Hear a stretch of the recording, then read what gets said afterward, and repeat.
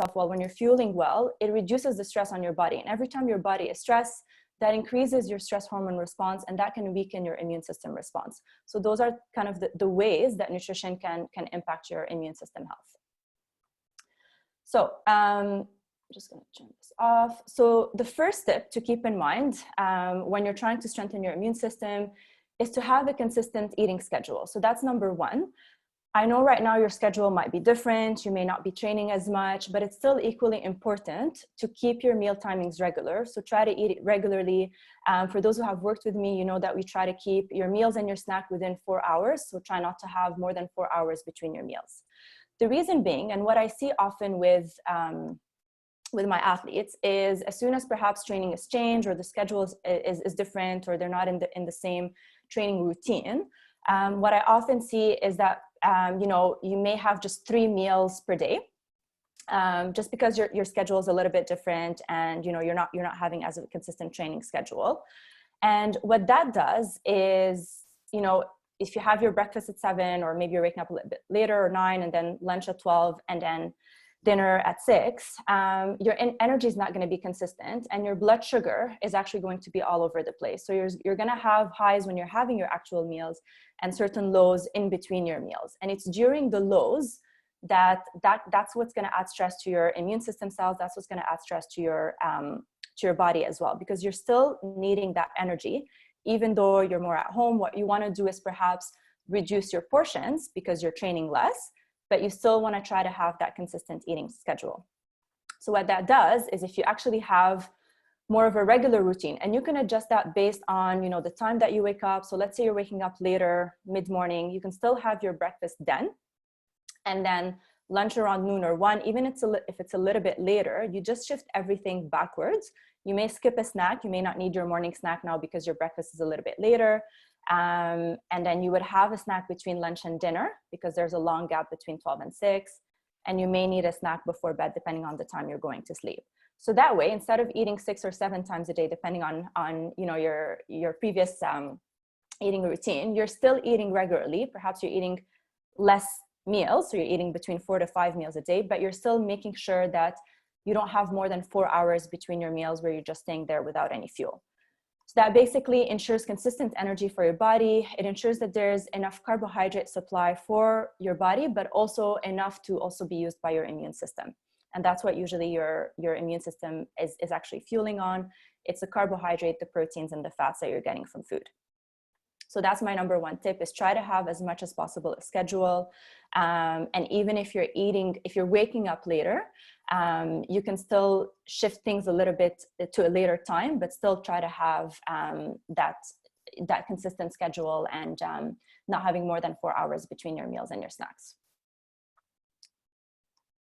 So in terms of what should be on your meals, we always talk about trying to keep your meals balanced. And what we mean by that is making sure that you've got the main nutrients that are going to give energy for your body, but also for your immune system. So those are the carbohydrates, your proteins, and fat.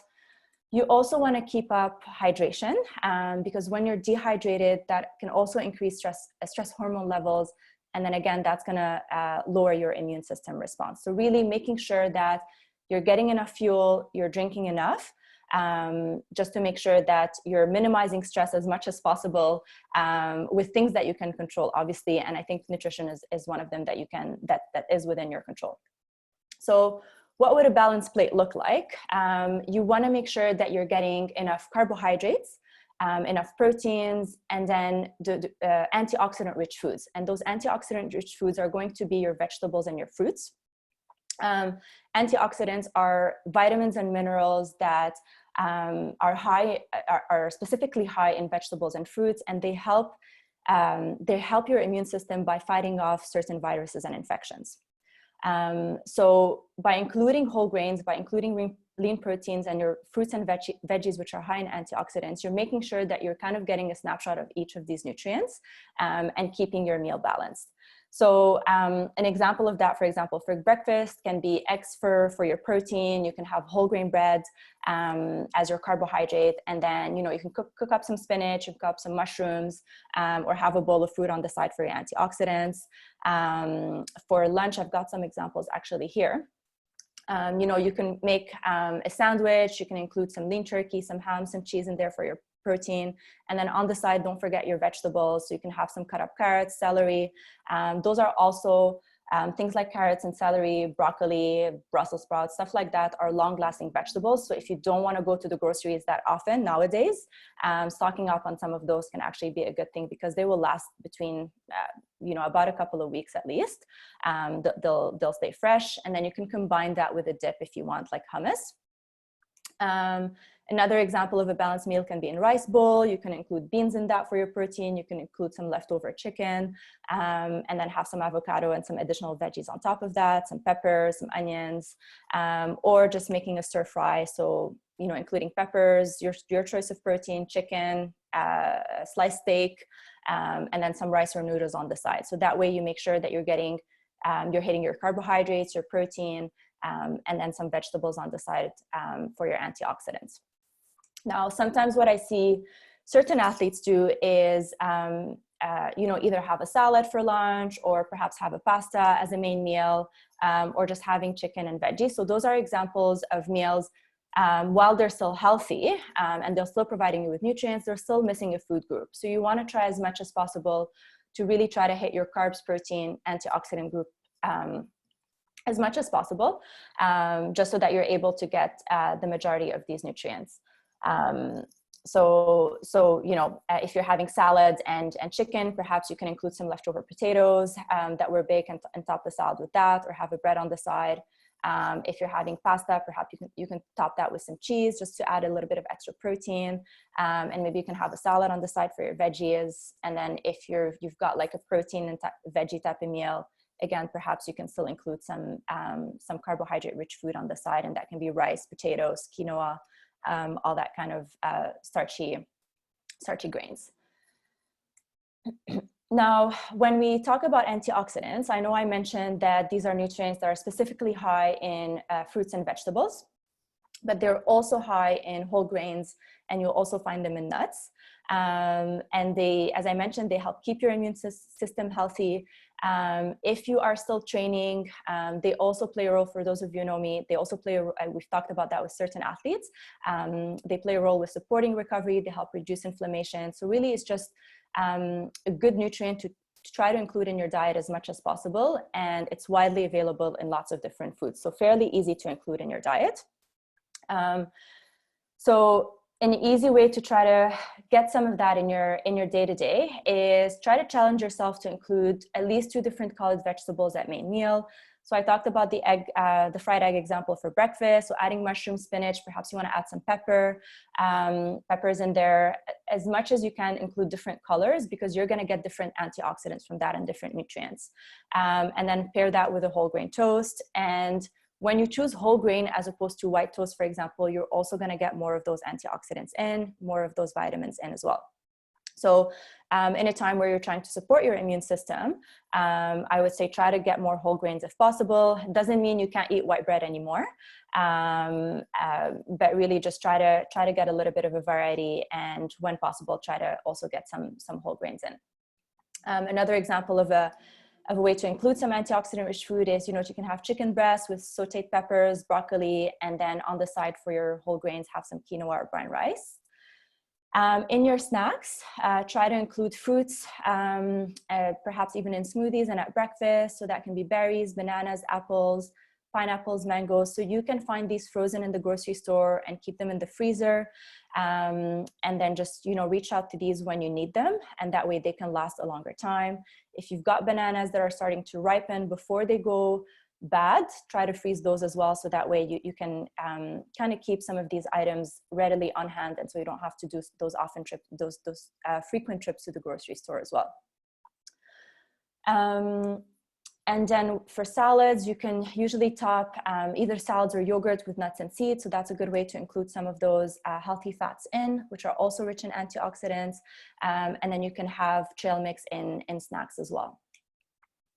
And then choosing the whole grain more often. So keeping in the pantry things like whole grain bread, high fiber cereals, pasta, quinoa, things like that are fairly easy to prepare. You know, like pasta, quinoa, rice, are carbohydrates that can be prepared fairly easily.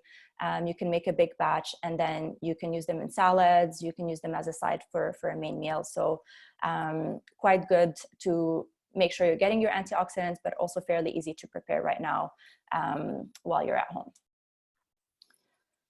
So tip number 3 is including probiotics and prebiotic-rich foods. So when we talk about probiotics, those are actually friendly bacteria in your gut. And the friendly bacteria, there's a lot of research that's showing that these bacteria are actually beneficial for supporting the immune system. You want to try to aim 1 to 2 servings a day. And usually that's not very hard because you find lots of it in dairy products, mainly yogurt, but also kefir. And for those of you who don't know what kefir is, it's fermented milk. It kind of tastes like liquid yogurt. It's a little bit acidic if you have it plain, but it's also widely available flavored. So you can get a vanilla flavored one or a fruit flavored one if you don't like the plain, and you can add it to your smoothie, or really you can just have it, you can have a glass on its own. And that can be, a pretty balanced snack to have. It's also found in a kombucha drink, or you can also find it in tempeh. So lots of different options to include there as well.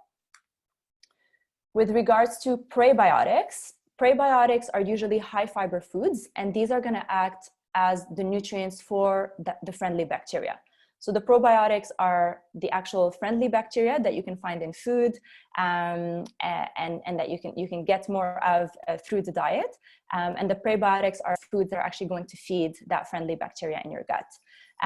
They're fairly easy to include in your day, and that's why I kind of recommend it to aim for 2 to 3 per day because it's fairly easy. You find lots of it in onions and bananas and whole grain, garlic, artichokes. So really any type of high fiber food is usually going to be high in prebiotics. So having a sandwich with whole grain bread is a way to add prebiotic to your diet. Adding garlic to your salad, having banana and nuts as a snack is another way.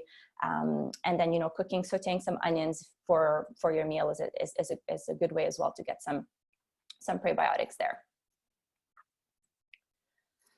Tip number 4, so getting your daily dose of vitamin D, iron, and zinc. So usually the goal for this is not to overdose with supplementation, but really trying to prevent deficiency. Low iron and vitamin D has actually been shown to weaken the immune system and as well make you more prone to catching infections. So really the goal is making sure that you've got good levels of iron, good levels of vitamin D, as well as zinc.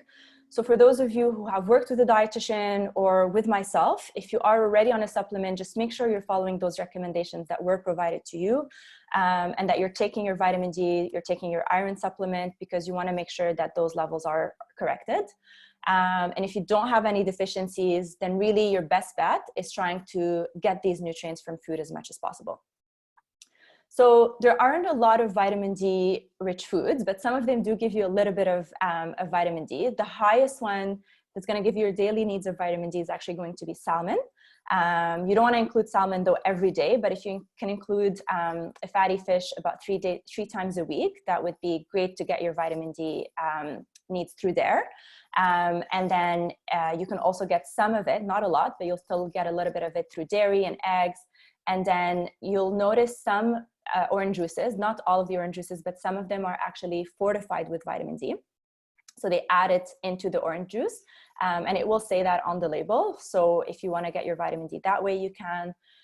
Obviously, a supplement is also another way. You just want to make sure that, that's been something that you've discussed either with your dietitian or your sport doctor. And then getting some sunlight as well. So today, for example, is a beautiful day in Toronto. So, going outside, getting some sunlight that way while keeping your distance from others, obviously is another good way to get some vitamin D into your body. With regards to iron, so again, if you don't have a deficiency, you want to make sure that you're focusing on getting that through food. So red meat, trying to have that a few times a week, focusing on beans and lentils as well. So the highest beans are usually red kidney beans, chickpeas, edamame beans. These are usually quite high in iron. You can get them in cans. You don't need to cook them from dry if you don't want to, spend hours boiling these to get them cooked. You'll find them in cans and water, and you can stock up on these in your pantry, and make salads out of these, or just, you know, add them to rice and make Mexican rice bowl, just to get some of that iron in. Nuts and seeds are also high, particularly pumpkin seeds. So that's another way, again, you're getting your antioxidants, you're getting your iron in. You can include that in your salads or in a snack. And then particularly cooked spinach, so is also going to be high in iron. If you add spinach raw in a salad or in a smoothie, you're not going to get a lot of the iron that way, although you'll still get some of these antioxidants. To get the iron mostly from spinach, you really want to cook it. So you can cook it with eggs if you want, sauteing it, or just having it on the side, sauteed or steamed. That will break down the fiber that's in iron and allow the release of iron so that you can absorb it in your body. So that's really the best way. Another one that I don't have pictured here is also tofu. For those of you who don't eat meat, that's also going to be another great source of iron to include. With regards to zinc-rich foods, they're very similar to iron. So you'll still find it in red meat. You'll also find it in dark chicken, in pork, again in the legumes, and as well in the nuts and seeds. So quite similar. So as long as you're including those iron-rich foods, you're still going to get some zinc in. And trying to get that on a daily basis, a variety of these food is what we recommend. So if we were to put that all together, basically making sure that you're getting your consistent meal timings, you know, at least I would say right now with a modified schedule, if you're waking up later, at least getting 4 to 5 meals a day. That includes meals and snacks. Trying to hit protein, carbohydrate, and fruits and vegetable at each meal. So your protein can be red meat, it can be beans, it can be chicken, and getting a variety of vegetables or fruits, and then having your whole grain with your main meal. And then snacks, that's where you include some nuts, some fruits, some dairy products as well, to get some of those probiotics, and then as well some of those iron, zinc, and antioxidants rich foods. Tip number 5. So I know there's been a lot of, so don't overdo the vitamin C supplement. There's been a lot of circulation and claims about taking mega doses of vitamin C to cure or prevent catching, specifically right now, coronavirus. And you just want to keep in mind that the research that's looking at vitamin C, it does show that vitamin C plays a role in supporting your immune system cells, so we don't want to deny that. But when we look at athletes and supplementing with vitamin C to prevent catching a respiratory virus like coronavirus, the supplement is mostly effective when you're at increased risk of infection. And usually athletes are at increased risk of infection when you're training a lot, when you have a heavy training camp, when you're traveling, or when you're not sleeping enough, and when there's external stress or physical stress.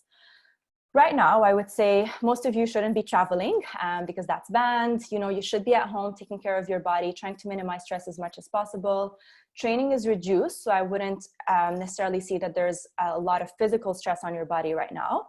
So I wouldn't see it as necessarily a strategy right now to really try to supplement with high doses of vitamin C. I would encourage you, on the other hand, to get it through food.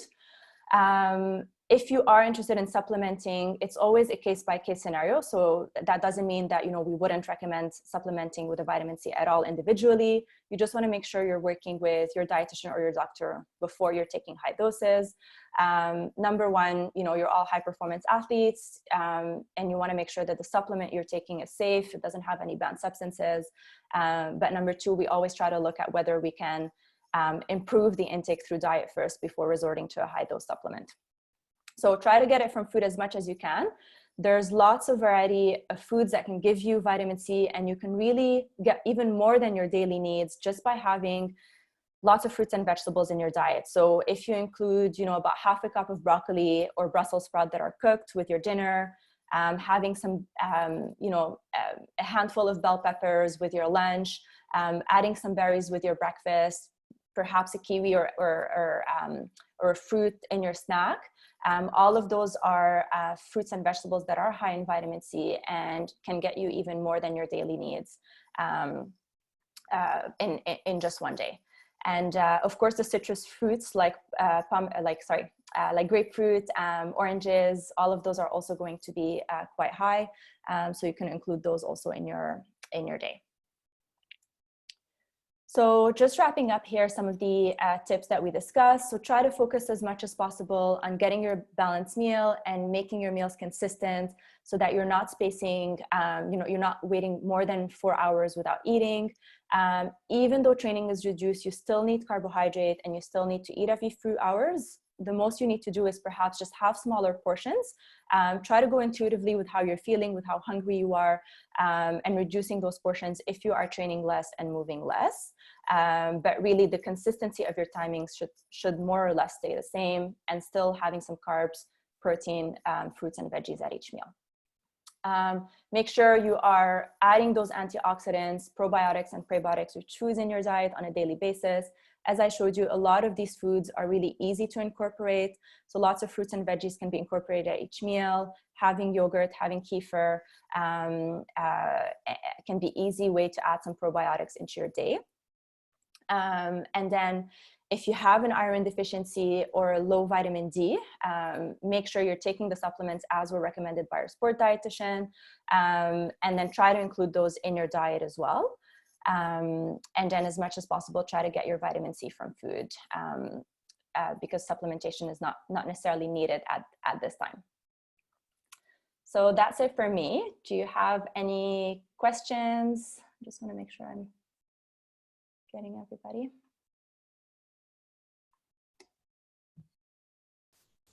If anyone has any questions, just type them in the chat bar. Just use your chat function on the bottom of your screen, and that way everyone can see them and Melissa can read them.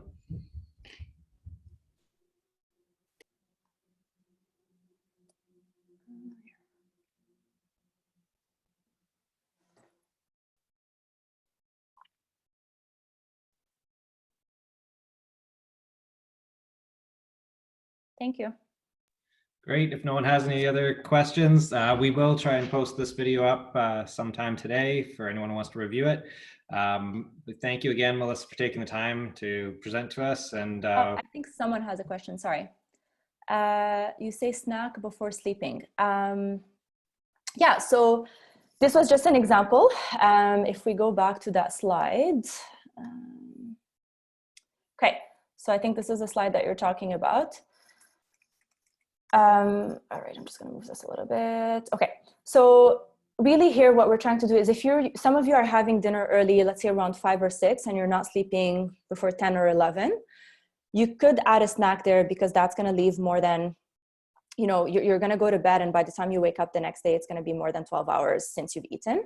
And those are the type of durations that can lead to adding stress to your body and weaken your immune system. So I would recommend adding a snack before bed if you're having an early dinner and you're sleeping a little bit later with this change in schedule. Try to go with your hunger, try to feel as well, intuitively try to see how you're feeling, if you're hungry or not, because if you're really stuffed, you don't have to eat, but if you've had a moderately portioned meal and feeling kind of hungry before bed, I would recommend, something like a bowl of fruit or even a glass of milk or a bowl of yogurt. That's going to add a little bit of protein, a little bit of antioxidants, and it's just going to nourish your body and just kind of make sure that there's that consistent carbohydrate fueling for your body overnight until you have your breakfast in the morning. Does that answer your question?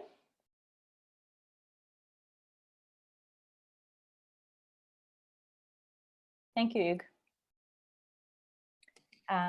Great. Okay, so sorry, there was just one question. Can you email me for my technical session about the balanced plate? Yes, okay, I will email you, Hugues. Thank you, everyone. All right, thank you, everybody. Thanks, Mike. Bye.